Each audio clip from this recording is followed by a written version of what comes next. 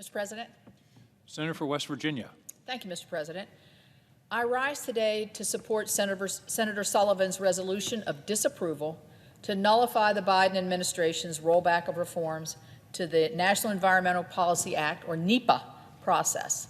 We're hearing a lot about permitting and how everything's going to be improved. If you want to make a statement on how you want to improve permitting, this should be a yes vote for everybody. I want to thank my colleague from Alaska for his leadership in bringing together half of this chamber in support of SJ Res 55, which is co-sponsored by 50 senators. This resolution is vital to us to take us towards a path of quicker, more predictable environmental reviews as we seek to improve our transportation. Remember, we just passed a big infrastructure bill, had a lot of transportation, our water and infrastructure, energy infrastructure, reclaim our energy independence, and build our domestic supply chains. Instead of making the environmental review process more efficient, the Biden administration has been doing everything in its power to make it much, much more difficult. Environmental reviews are notorious for holding up energy and infrastructure projects. And what happens? Well, some of them don't get done. A lot of them get a heck of a lot more expensive, and it takes longer to do. We all know it's important to make sure that we assess the environmental impacts that a project will have before moving forward on construction. But the Biden administration is focused on making them more complicated and longer when the status quo is already unacceptable.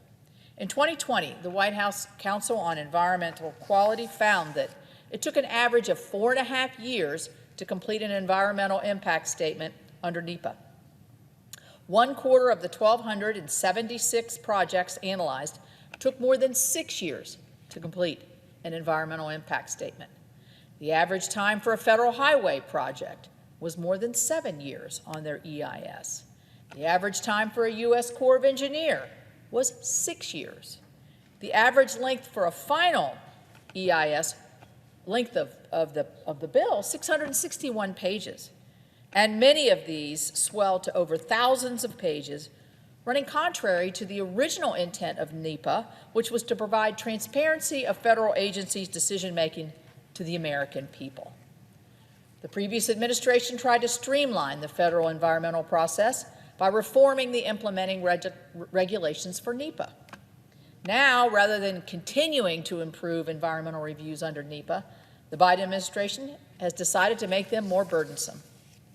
Earlier this year, the Biden administration rolled back key modernizations the previous administration made to the more than 40-year-old NEPA rule through its so-called Phase 1, which tells me Phase 2 is coming, NEPA rule.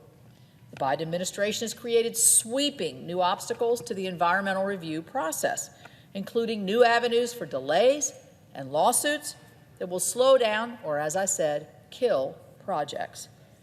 In particular, the Phase 1 rule expanded definition of effects includes indirect and cumulative effects of projects will greatly delay and kill energy process when we sorely need them right now.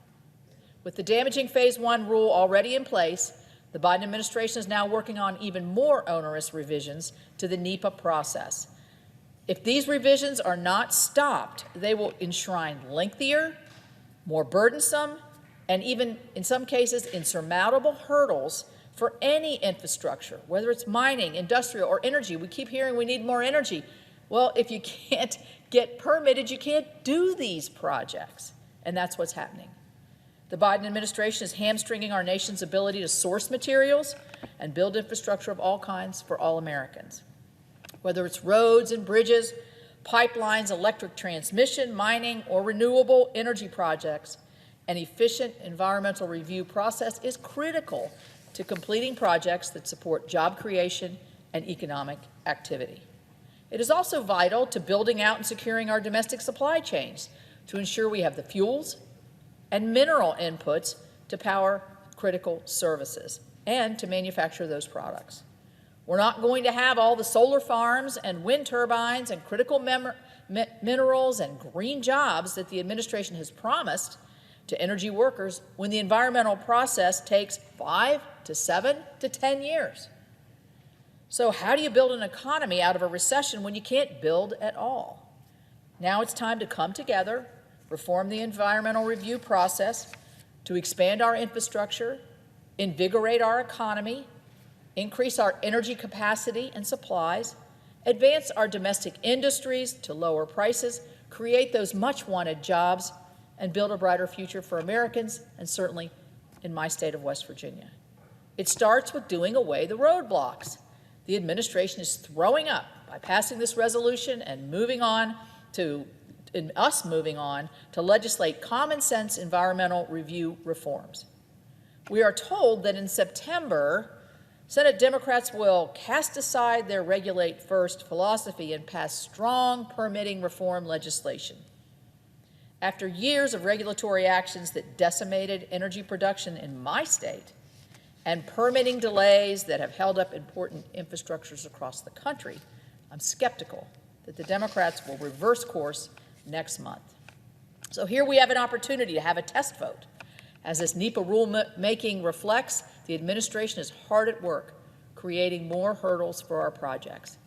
If there isn't overwhelming bipartisan support for this resolution of disapproval, that simply stops the permitting process from getting worse, then I don't know how anybody can believe that Senate Democrats will join to pass meaningful legislation to make the process better.